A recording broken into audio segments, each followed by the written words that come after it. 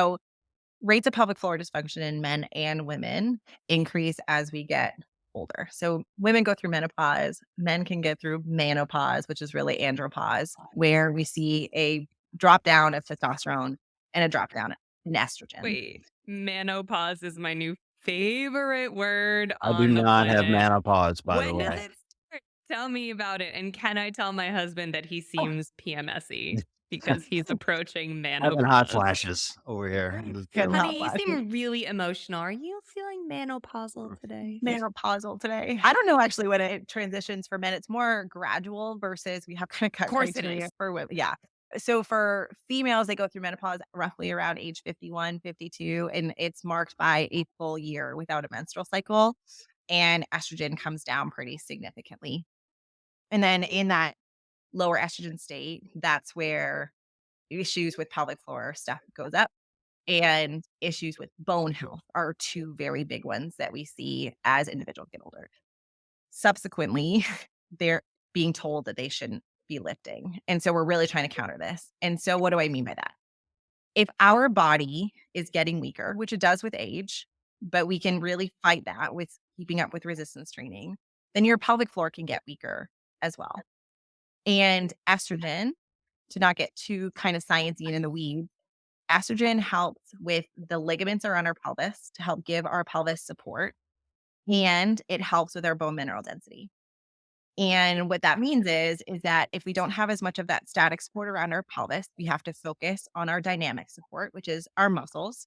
And if our muscles aren't as strong as they need to be, then we can see an increase in different pelvic floor issues.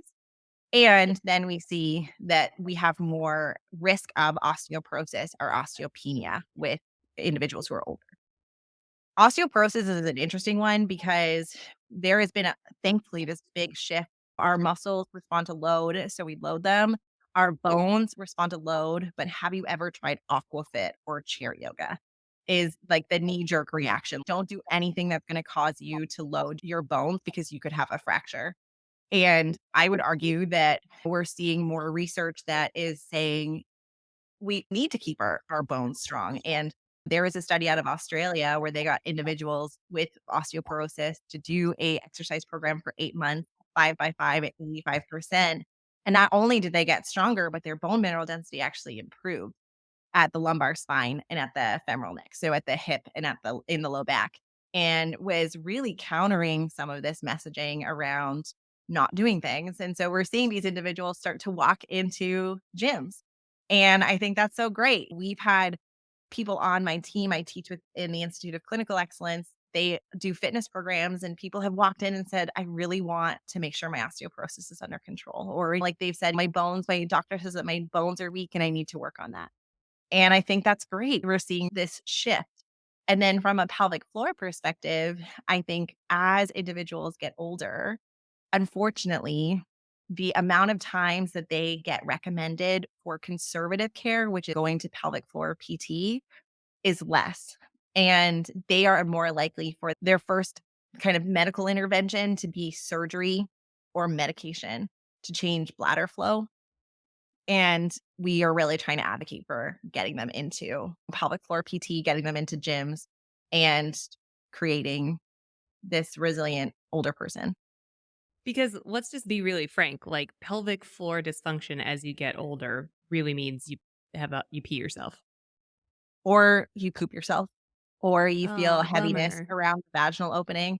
I if you worked in rehab for a while, you've had a person toot on you as you're getting up because they're having pelvic floor issues and they're starting to bear down and they're having a lot of trouble with their movements and transitions. Since all of that, if we do some teaching on breathing and doing some teaching on bracing and get them a little bit stronger, we can really improve. And for our really older adults who are facing a loss of function, urinary incontinence is one of the biggest reasons why people go into assisted living facilities. And so Mhm. definitely something for us to be trying to tackle and trying to tackle this not at 85, first of all, but throughout the Right. lifespan. I was gonna say, I feel like I've seen a lot on your socials and on the socials of a couple other pelvic floor specialists that I follow that the resounding feeling for you guys in the clinician space is like, it's never okay to be peeing yourself or losing function in your pelvic floor. And we've sort of normalized it like, oh, you had a baby. So, like, of course, when you sneeze, you're going to pee a little bit, or like, well, you're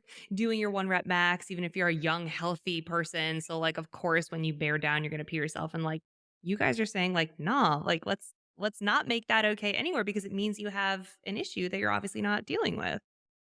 Yeah, and I can see why individuals are saying this, right? Because they want to remove the embarrassment factor if you're peeing in a weightlifting meet or a powerlifting meet or in a CrossFit competition. And we've had really well-known athletes that have had incontinence at the games, for example. The other flip side of that is when I am working with athletic individuals, them peeing or having symptoms don't scare me. I'm actually very often trying to invoke them because we know that rates of pelvic floor dysfunction increase under higher loads, higher intensity, higher amount of fatigue. And I need to know where their ceilings are. And that means that I want to get them to do an exhausted set of double unders and figure out, are you peeing rep 1 or are you peeing rep 115? Because that's very different. And unfortunately, many people, when they say I'm peeing with double unders, they don't they don't get that further questioning or get those individuals doing these things. And then the knee jerk is like, okay, well, let's get rid of double unders. Let's try something different. And yeah, we're trying to figure out where their ceilings are, coach these movements, figure out ways to keep them doing these movements if this is something that they enjoy, and then kind of edge into those ceilings again and see if those ceilings have moved. My ceiling is usually looking up the workout for the record. That's where you tap out. Yep, look it up and I'm like, "Oh, I'm gonna pee my pants." I can tell right now. Right now. For guys, it's they're gonna fart in the bottom of the squat. They are going to get hemorrhoids or they're gonna get hernias. And Ooh. this is the same issues that we're seeing with different types of bracing issues and ways that they are bearing down when they are bracing that is leading to some of these issues. And so I get some people who are in their late 50s and they're like, "Well, I've had 4 hernia repairs." And I was like, let's talk about your core strength. Let's talk about how you're lifting." They're like, "Oh, I'm super active." I was like, I know, but we're gonna start working on this because you're obviously not bracing well, that you're perforating your abdominal wall. Like you are getting holes in your abdominal wall that you need to get surgically fixed." Well, So jokes aside, men don't talk about it though. I was And just gonna and say that. and this is a big difference, like, as someone who I've built an entire platform around observational humor, like, over the last decade or so, I can give you 100 stories of hearing women talk about peeing during double unders, running, and box jumps. I can give you less than 5 of men talking about hemorrhoids and farting at the bottom of a squat and any of that other stuff that comes from it. Men just don't talk about it. I'm sure it's happening as often or more often than I'm hearing it, but they just don't talk about it. yeah, for our athletes, men and women that are really strong, they tend to be less on the weak side of the spectrum and more on that their nervous system is really high and we go into like hypertonicity where they're holding on too tight. And this can happen in our men as well, and they can develop things like testicular pain or erectile dysfunction, and those are signs too of a really tight pelvic floor. And again, you like just like you said, those are not things that get talked about. And in the CrossFit space, we've seen a big shift towards these long endurance-based events. You're seeing these athletes who are clocking in a lot of time on the C2 bike, a lot of zone 2, and those are things that can come up that are like unnerving if your testicles become numb or painful and you don't know what to do about it, or you're having issues with fueling, for example. We tend to see a lot of our athletes don't eat enough for what they're expending, and things like not getting a morning erection is a sign that men aren't fueling properly. And all these things, they're just, you're right, there just isn't the same amount of awareness of these problems or people talking about them on the male side. We see it Mm. more in the female side, especially in that perinatal space. I would argue that both menopause and menopause are under talked about, but really trying to break down some of those barriers and have some I of these am conversations. I am never gonna talk about it if you call it menopause. Yeah. What's the fear for or what's the risk for men that aren't willing to talk about this? While issues with sexual performance and sexual health, and we know that sexual health is a vital sign for quality of life.